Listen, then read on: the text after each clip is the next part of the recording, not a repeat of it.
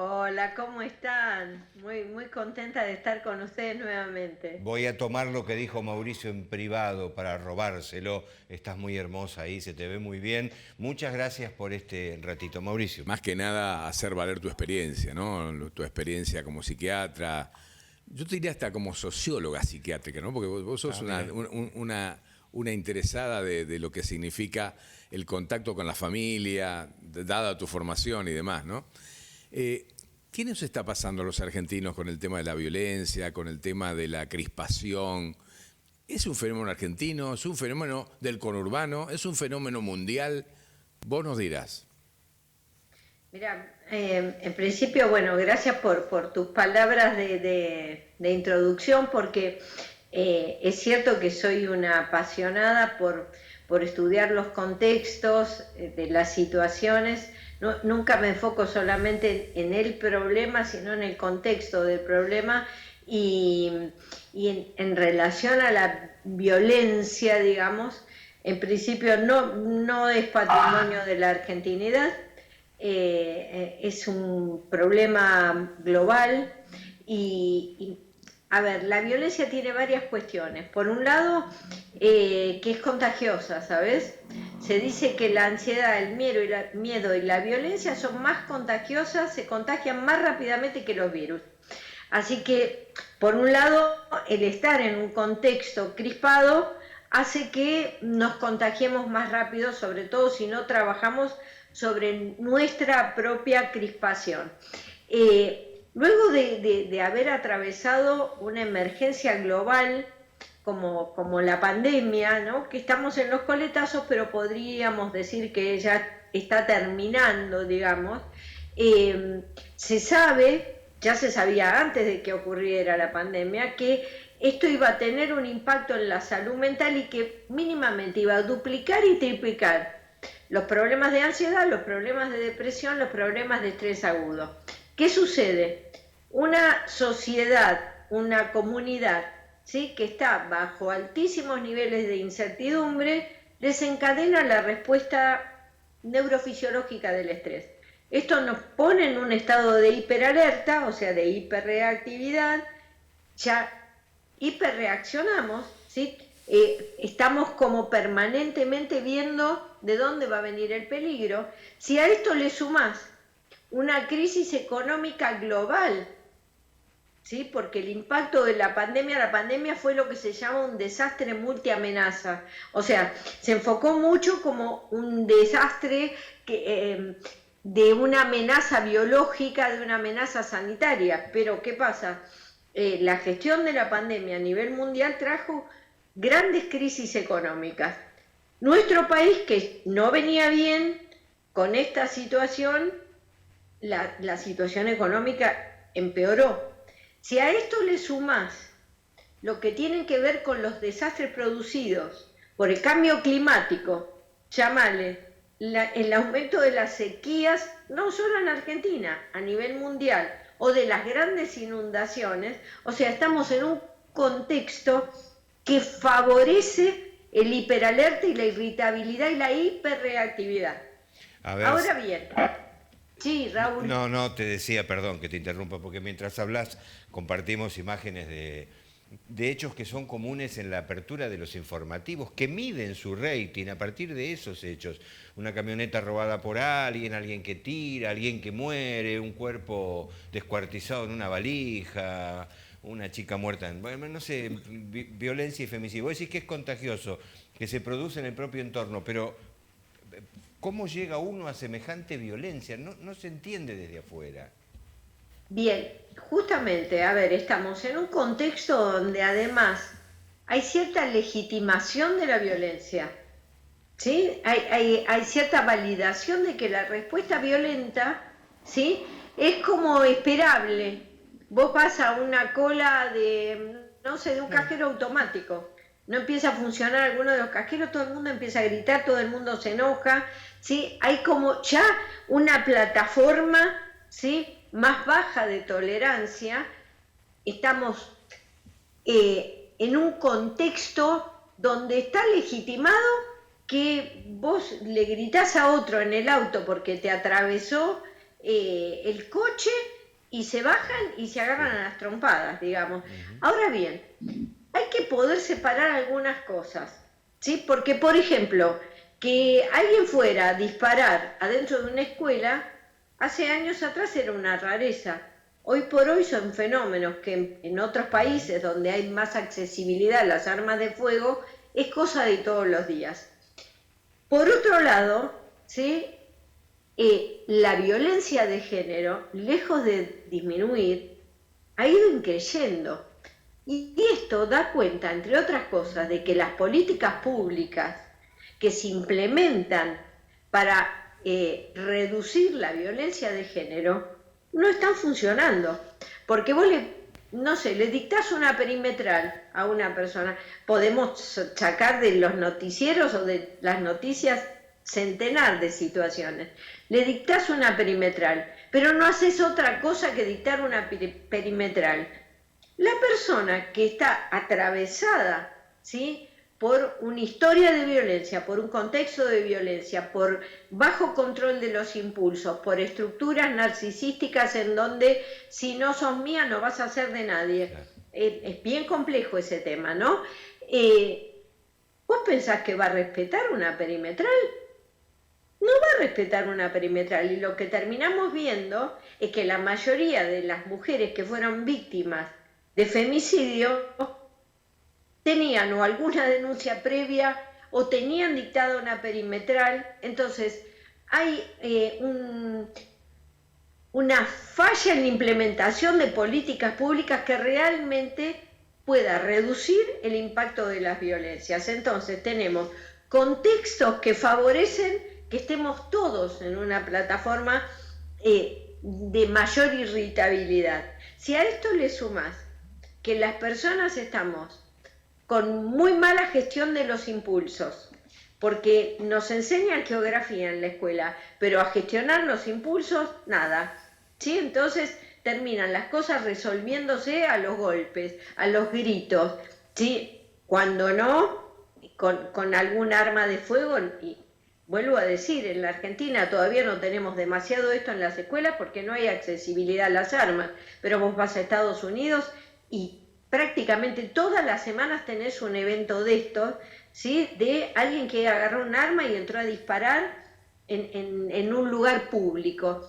Entonces, hay una base, ¿sí?, en donde estamos todos y todas un poco más irritados y más violentos, con mala gestión de los impulsos, en donde no hay un contexto de orden, ¿sí? Y cuando hablo de orden, no hablo de control, hablo de orden en donde se respeten las diferencias, podamos escucharnos sin agredirnos, podamos, hasta esto, respetar que si alguien no nos quiere más, diga, bueno, esta pareja llegó hasta acá. ¿Sí? No quiero simplificar el tema de los femicidios porque vos nombraste cantidad de cosas de violencia que tienen distinto tenor, ¿no? Necesitaríamos un programa entero para hablar, más de un programa, para hablar de lo que pasa con la violencia de género, en donde hay alguien que hace abuso de poder, ¿sí?, y que además no hay una gestión pública que reduzca el riesgo de que quien está en inferioridad de condiciones económicas, sociales, culturales, ¿sí?, porque esto pasa con los niños, las niñas, los adolescentes, las mujeres y los colectivos, ¿sí?, que engloban LGTB+, ¿no? Colectivos que están en condiciones de vulnerabilidad social, que ya vienen con menores derechos, y suena muy fuerte decirlo así, pero en realidad, sí, vienen con menores derechos. A ver, espérame, Sí. dame un Sí. segundito. No, por ahí no sé si entiendo, porque me parece que pasa en todo rincón social, pero ¿se puede llegar a tal extremo de matar a alguien porque no te quiera más? Digo, vos podés enojarte, pegarle una pared, llorar, no sé, emborrachar, no sé, cualquier cosa, y a la larga lo terminás entendiendo. Todos los días 1 o 2 femicidios ocurren. Bueno, Por un lado vos pasa? contabas lo social, judicial, perímetro, alarma, botón antipánico, no alcanza, bueno, ponele. No, pero no alcanza. el ser humano Porque está el problema es de dispuesto... salud mental, Claro, no es bueno. un problema solamente judicial. Pero ¿qué nos lleva La a eso? persona, Claro. la persona que no soporta que la otra persona no la quiera, no le está colocando en un lugar de persona, la está colocando en un lugar de objeto que es de su propiedad. Entonces, no tolera perder, ¿sí?, la autoridad sobre eso. Entonces, por eso es un problema bien complejo y bien grave, ¿sí?, porque es un problema de la estructura de quien comete, ¿sí?, el femicidio. Es un problema de alguien que supone, y encima en una cultura que si vos te pones a escuchar la letra de las canciones, mirá lo que te estoy diciendo, en algún lugar sigue asociando el amor romántico a con que sos mía. ¿Seguís escuchando Sí, canciones sí, que... sí. ¿Sí? Sí. Entonces vos decís, la cultura en algún lugar asocia esta idea, ¿sí?, que favorece,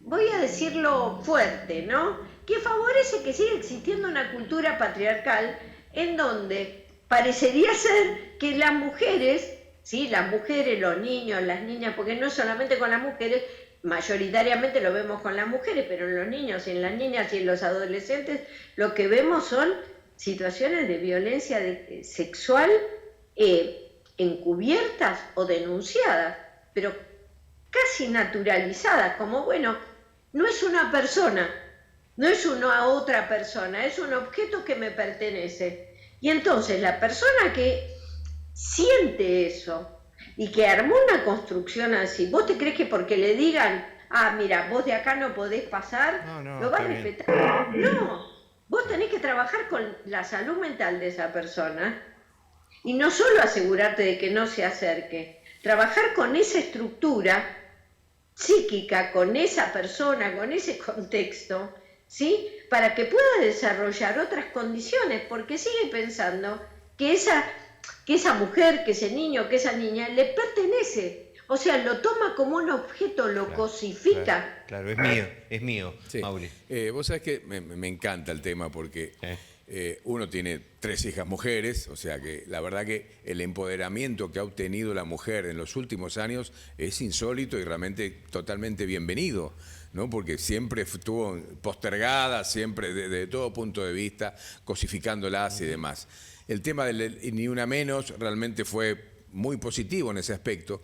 Pero notamos que a pesar del aumento de penas, a pesar de la visibilización, a pesar de la figura del femicidio en contraposición de los crímenes de pasión, como se hablaba antes, No alcanza. a pesar de todo eso, hay como una suerte de imitación. Es como, la mató, lo voy a matar yo también. O sea, Bueno, ¿hasta dónde se termina porque la eso? violencia es contagiosa. O sea, que vamos de nuevo, ¿no es cierto? Hablamos. La violencia es contagiosa. O sea, se copian modelos violentos.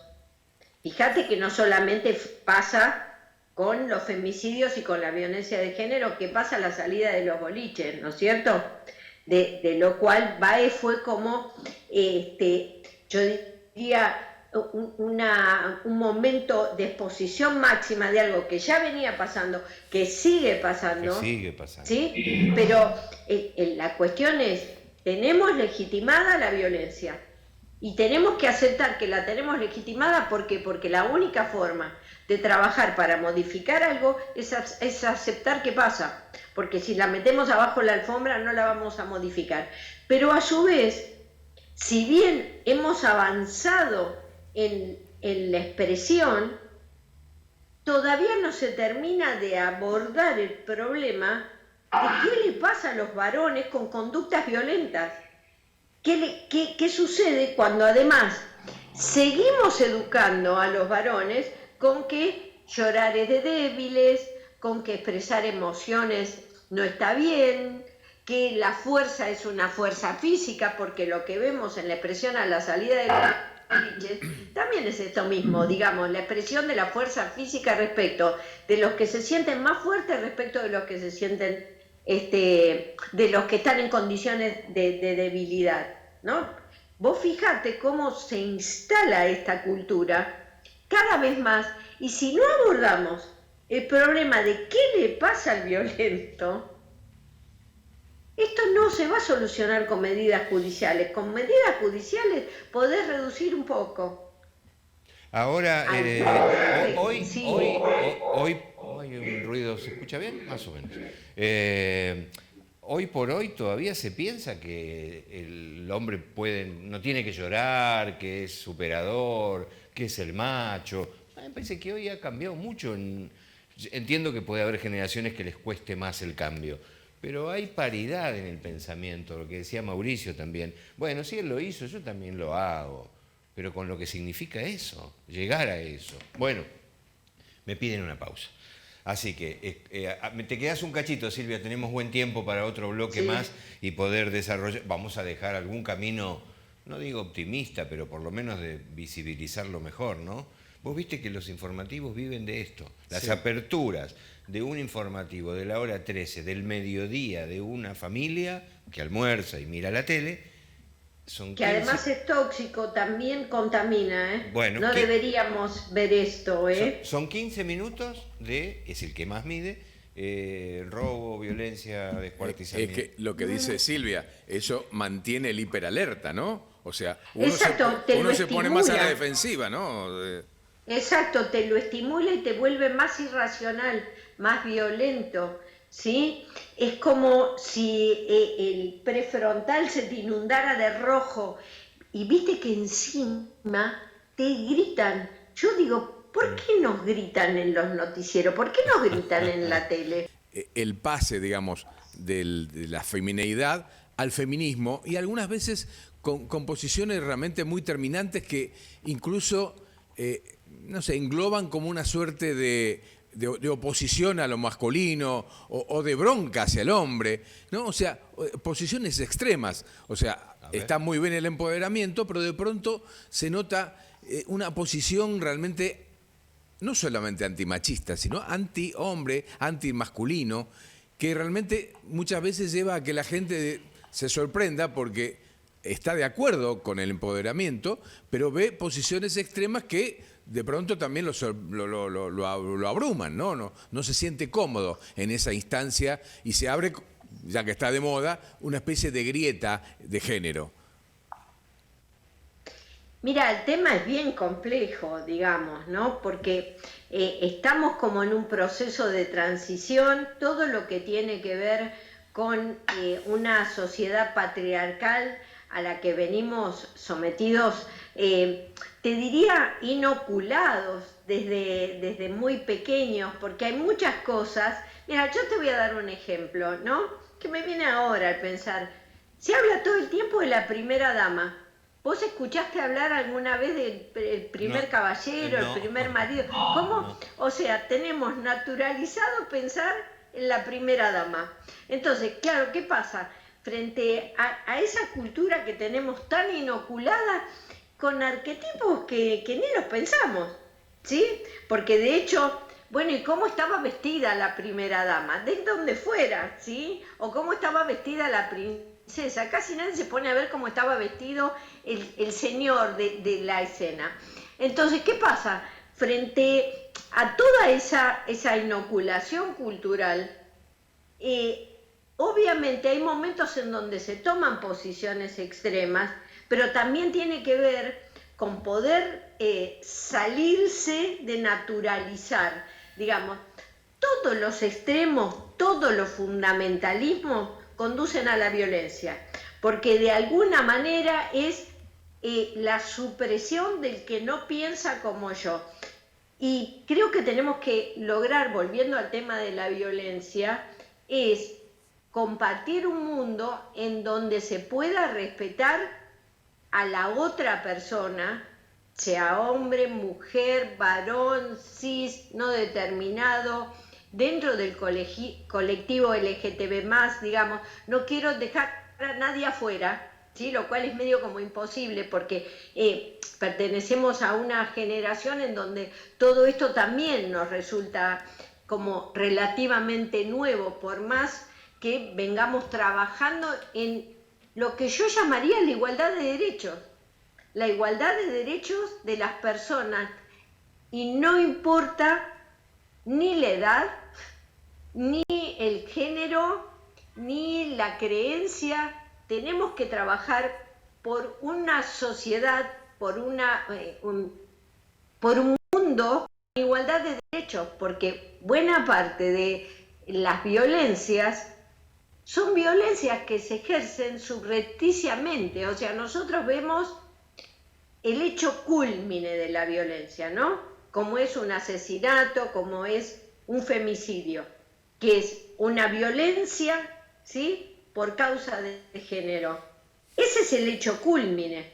Pero nosotros vemos cotidianamente, y que es un horror, es esto que hablábamos en la primera parte del programa, en donde vos no sos una persona y yo te aniquilo. O sea, como no respondes a mi deseo, te aniquilo, ¿sí?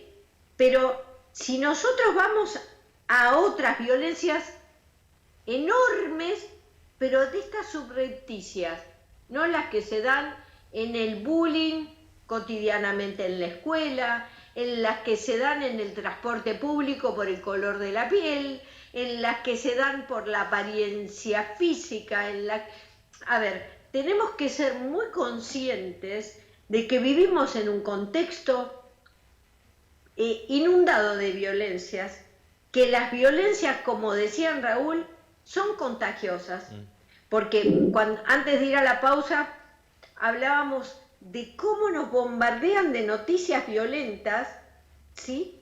Además, con imágenes que no deberían ser expuestas, porque, a ver, en función de protección de los derechos de las personas, no deberían exponerse esas imágenes que los ponen en condiciones de ser humillados en la imagen, y esto, por todos los protocolos internacionales, está absolutamente contraindicado y hasta prohibido, ¿sí? Entonces, y estamos expuestos a este bombardeo, a los gritos, lo cual hace que estemos como sobresaltados todo el tiempo, y obviamente la gestión de las emociones también depende de que estemos en calma, de que haya un poco de silencio, porque nosotros también podemos reaccionar violentamente cuando estamos en ese estado de irritabilidad.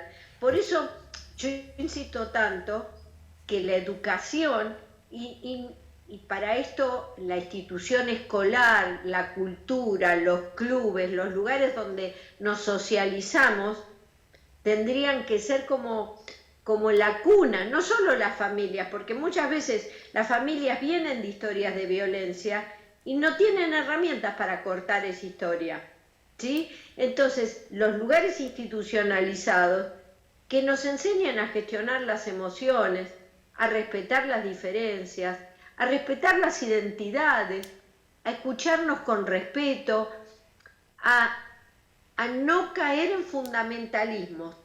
Todos los extremos son indicadores de problemas de salud mental. Si cuando yo me creo que yo tengo la razón y que vos sos el equivocado y además te grito, bueno, estoy con un problema. Vos sabés porque que... Sí, Raúl, perdón. No. Hablaba con algún productor de algún canal y me decía, está mal mostrar, por eso blurean, tapan la cara o las manos, pero mostraban la valija con los cuerpos y los extremos ahí adentro de una bolsa, blureaban la mano, o sea, es lo mismo, de nada sirve eso. Sí, no, al contrario, acordate las famosas revistas de cuando uno era joven, ahora así, que la tapa era los pedazos de cadáveres que encontraban, porque eso vendía, ¿no? Eso no, evidentemente... Bueno, eso está contraindicado por todos los protocolos.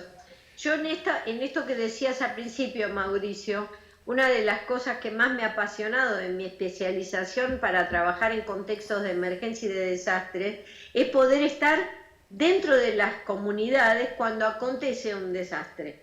Y cómo uno con una intervención de cuidado de la salud mental reduce enormemente el riesgo a la exposición, a la propia exposición a volver a quedar en peligro, pero también a la exposición pública, porque en esos momentos uno no está en condiciones de decidir si quiere quedar expuesto o no. No es una entrevista que te pueden hacer en un momento donde vos estás tranquilo y decís, esto lo quiero decir, esto no lo quiero contar, esto lo quiero contar de esta manera. Y después de esto, nada, como las noticias pasan, pero quedan subidas a las redes, y las personas a partir, y hay enorme cantidad de casos, hasta gente que ha cometido suicidio por noticias que han quedado subidas y que los exponen a condiciones de sentirse humilladas. Humillados, me refiero a personas en general, ¿no? Bueno, de todas maneras, como quizás no alcanza el ritmo del programa para explayarse tanto en esto, ¿cuál es la mirada? Porque me queda pensar que es muy difícil el cambio. Va a votar la mitad de la población porque nadie sabe a quién votar, porque la economía nos golpea a todos, porque nadie tiene un mango más que menos, porque estamos todos contagiados de violencia por el lado que venga. ¿Y esto cómo se modifica? ¿Con educación solamente? Mira, a ver, la educación es un proceso largo, entonces no solamente, pero si hay algo que yo le diría a las personas hoy, si este programa sale antes de las elecciones... Sí, sale antes. ¿Sí?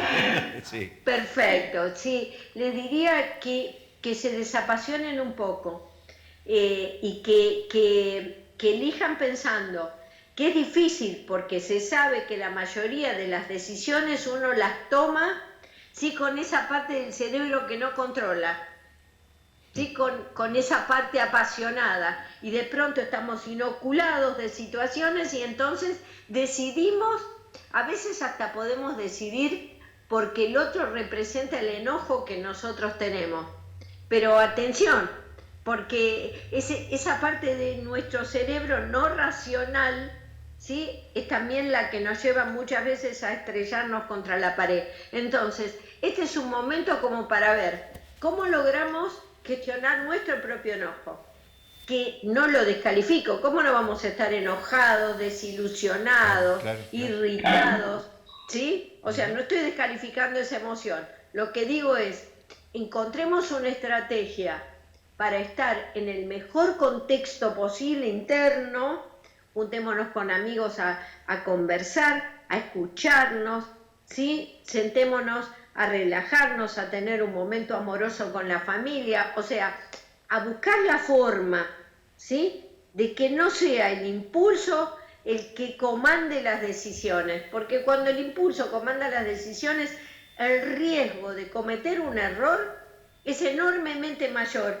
Y aunque nos parezca mentira, Kahneman es un psicólogo que fue premio Nobel de Economía, porque escribió varios libros sobre los sesgos cognitivos. Y él lo explica divino, que es que nosotros pensamos que decidimos por lógica, pero la mayoría de las decisiones que tomamos las toma ese cerebro que parece que funciona en intuitivo, pero que en realidad está atravesado por arquetipos, por emociones, por estos prejuicios de los que hablábamos antes. Entonces es como decir, bueno, a ver, paro un poco y pienso, porque nada, ¿no? Que no me convenzan tanto vendiéndome imágenes de enojo, ¿sí? En las que me veo espejada. Mejor escucho a ver qué van a hacer. A ver, Silvia, vos sabés que últimamente estuve leyendo a los estoicos. Entonces se me ocurrió porque... Y vos sabés que una de las cosas que justamente Epicteto justamente menciona que debe ser de los primeros que empezaron a hablar, el de contar hasta 10, ¿no? O creo que él decía hasta 20. Para evitar esos impulsos realmente que surgen del infierno que te podemos tener adentro, ¿no? O de la sombra que podemos tener adentro, como después que además, lo dijeron. A ver, hay mucha gente que como es un negocio tenernos así, porque cuando vos tenés a la gente, en términos psiquiátricos se dice frontalizado. ¿Qué quiere decir? Cuando tenés a la gente que no piensa, ¿sí? Claro. Es más fácil de manejar la gente cuando no piensa. Entonces... tratemos de que nos manejen menos. Somos la especie animal más fácil de domesticar, los seres humanos. Y vos sabés, otra de las enseñanzas que me dejó también es que todas las noches antes de acostarse, o cuando uno se acuesta, antes de dormir, hacer un relevamiento de lo que pasó en el día, las cosas buenas y las cosas malas. Disfrutar lo bueno que nos ha pasado y las cosas malas aprender para no repetirlas. Tal vez son cosas nimias, cosas banales, pero creo que ayuda mucho a la continuidad del próximo día, ¿no? Pero además, Mauricio, es clave entender esto que dijiste, que además está estudiadísimo, por eso me encanta este psicólogo, porque además, no por nada le dieron el premio Nobel de Economía al señor, porque obviamente para las empresas en esto estuvieron más piolas, estuvieron viendo cómo elige la gente, cómo toman las decisiones las personas, cómo tomamos las decisiones. Si nosotros podemos conectarnos con qué nos hizo bien, qué genuinamente nos hizo bien, y potenciar eso que nos hace bien, y revisar eso que nos hizo mal, pero no quedarnos rumiando qué cosa distinta tendríamos que haber hecho, vamos a estar en mejores condiciones para descansar y para tomar mejores decisiones, porque, insisto, en el largo plazo, Raúl, y te contesto a lo que vos decías, la educación es clave, gestionar nuestras emociones, ¿sí? Es clave, el respeto del otro, entender que el mundo es un mundo complejo y la vida es una vida compleja, siempre lo fue más ahora, con lo cual, si hay otra que piensa distinto que yo, lo escucho para ver qué me suma, no. Si pensás distinto que yo, te expulso. No, a ver, te escucho porque seguramente estás mirando algo que a mí se me puede estar perdiendo. Y en esto, digamos, construirnos en la diversidad y el respeto y en un mundo equitativo. No hay nada más violento que un mundo desigual. Un mundo desigual, inequitativo, ¿sí? Genera la violencia. Entonces, nada, trabajar para un mundo, ¿sí?, equitativo, en donde todos tengamos y todas tengamos los mismos derechos. Bueno, mujer, un placer, muchas cosas para seguir, pero se nos fue el tiempo hoy.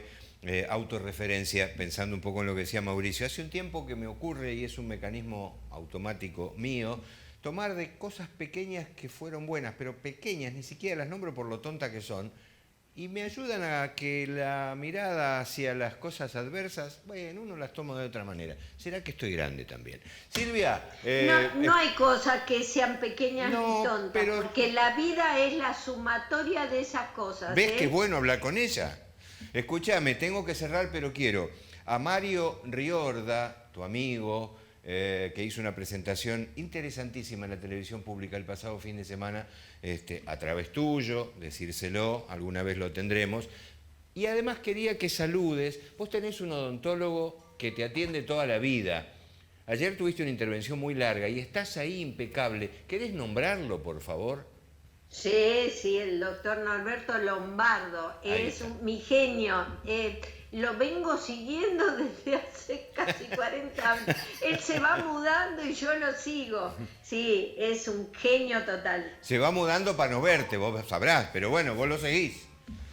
Sí, no, pero él además es lo más cuidadoso, te responde un domingo, nada, te cuida y la operación, la cirugía de ayer fue bien compleja y mirá cómo estoy. Impecable, te quiero mucho. Mauricio, por favor. Un beso enorme, Silvita, siempre te tenemos en presente y la verdad también, el cariño es mutuo.